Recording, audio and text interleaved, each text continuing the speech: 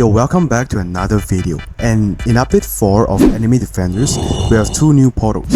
However, today we're gonna look into one of them, LUNAR portals, and showcasing one of the most overpowered units in the game. So here we have the new LUNAR Empress. As you can see, I did get Almighty on her, which is the best, trait to get on her, alright? She has a SSA, which is pretty good. And of course, I did, as I said earlier, I did roll on Almighty on her. Alright, so it is a 0.1% chance, though we can't really see. I'm not sure why, it's kind of bugged. But yeah, it increases damage by a lot and makes her 1 placement. So it's a really good trait for units that have 3 placement or lesser. So secret units will really benefit over this. Alright. So in order to really get her, you will need to do, many portals as well. LUNAR portals, which I do not have because I use every single one of them. I do only have 1 legendary though. You can only get her from mythics, which as you can see, I use every single one of them. And yeah, that is pretty cool. So this is her cosmetic. I think it is really nice. I love how there's like a moon and crescent behind her. I could view her right now actually. And it's really clean. Let's get into the game and we're gonna explain on how she actually works. And yeah, so you know what, I'm actually gonna bring another from because it's gonna get super expensive because she costs so much to upgrade. Infinite mode, and let's get into a game.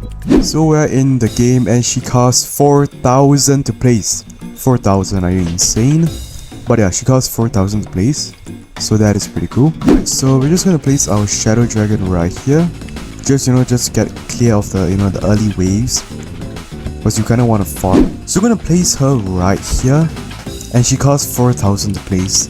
Let's see her first attack first. So she does like a slash. She does 22,000 on placement, and of course she's getting a little buff. We're gonna talk about that later really soon. But yeah. So on upgrade 2, she does 44,000 damage every 2.7 seconds and a 19.3 range. Really good. Her range is really bad though, but she's really good. I love the moon effects, honestly. It's really chill. Alright, so she gets Moon Traveling Slash on upgrade 3, 70,000 damage. It's like an axe. So something like an axe, which is pretty cool. I love the purpleness, 3.8 seconds and a 22.9 range. Alright, so on upgrade 4, nothing much. On upgrade 5, we'll get a new attack called Moon Bomb, where she increases in damage a lot. She does get a little slower, but she gets much more range. Alright. So I assume, this is pretty good. Throws like a huge bomb of moon or something, which explodes like a Malta hit, right? Makes sense. Upgrade 6, and on upgrade 5 she'll get Moonburst. Alright, so she becomes a cone AoE, and her range increases by a lot, as you can see, like really 52 range. So she kinda just slashes him, like as you can see from here, which is pretty good. 2 hits, so 188,000 damage. She's 5.4 seconds and a 52.9 range, which is really huge.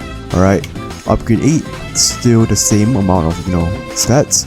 On upgrade 9 we'll get Moonbeam, 232,000 damage, 5.4 speed and a 59 range. Whoa.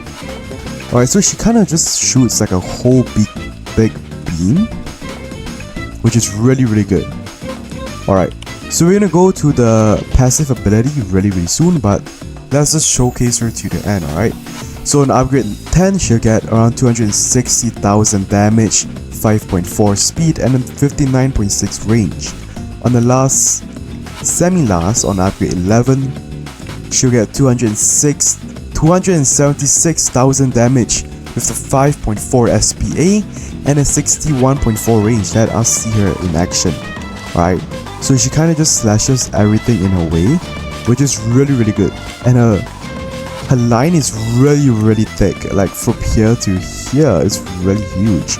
Alright, so we're gonna place our dragon here, honestly, so we can kinda make it go faster. But that is really it, honestly, because you kinda need the 45,000 cash. Alright, to show her max capabilities. Alright, so no worries, it's gonna go, and 3, 2, 1. Alright, start him here. We're gonna place our dragon right here. I'm gonna explain that later. Alright, so on a max upgrade, she does 288,000 damage with a 5.0 SPA and then 62.6 range. Do note that my range is A only, so it's not a huge, but it is still an A. Alright, let's talk about that little bit butterfly effect and why is there a damage buff. Right, if she does 60% or more damage to any enemies, she will gain a 0.05%. Alright, so that is really good. Alright, so or when every time it's the 5th time she killed an enemy without getting damage. Alright, so basically every 5 enemies that she kind of hits, right, without really killing them, she will get the buff. So it's good because if she's not able to kill anyone, she'll still get the damage buff either ways, but it will take a longer time. Alright, so yes, I do think that one of the best ways is to just farm kills. Alright, so of course I do have my shadow dragon and I have my pink rockstar here, so we can really just show the full capability of her. Right, so of course her buff is up to 50%.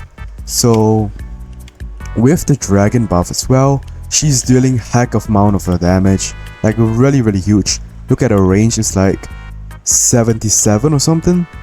Quick math, yes, 77, 78 actually. So it's a really huge buff. We can obviously use simple math. If she's doing 50% more damage, it will be insane. Alright, if she's doing 50% of her damage, we can just use math. Let's see, she'll be doing 432,000 damage. Alright, that is like base stats, not even including the rockstar, shadow dragon, SPA buff as well, which is really good. So in a sense, it is a really good alternative from needing to kill 20 enemies at once. It is really good. So yeah, so do give me a comments. Do you think you like her or not, or she's really good?